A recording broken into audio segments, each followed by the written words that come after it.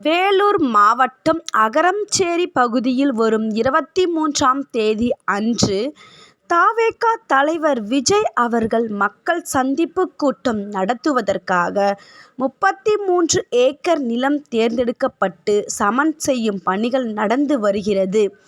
இந்த நிலையில் இன்று அதிகாலை பிரம்ம முகூர்த்தம் என்று சொல்லப்படக்கூடிய அதிகாலை 4:30 முதல் 6 மணிக்குள்ளாக யாகம் வளர்த்து சிறப்பு பூஜைகள் மற்றும் பந்தக்கால் நடப்பட்டது. இதில் தவேக மேற்கு வட்டச் செயலாளர் வேல்முருகன், செயற்குழு உறுப்பினர் வினோத் கண்ணன், மாணவர் அணியைச் சேர்ந்த பிரபு ஆகியோர் கலந்து கொண்டனர். மேலும் 250 தவேக உறுப்பினர்கள் மற்றும் தொண்டர்கள் ஆர்வத்துடன் இந்நிகழ்ச்சியில் பங்கேற்றனர்.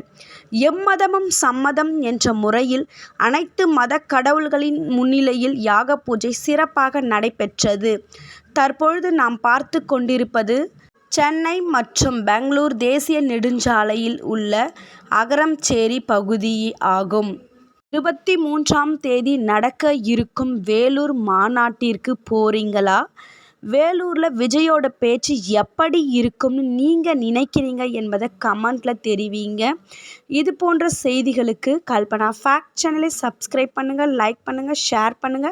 அடுத்த பதிவில் உங்களை சந்திக்கிறேன். நன்றி.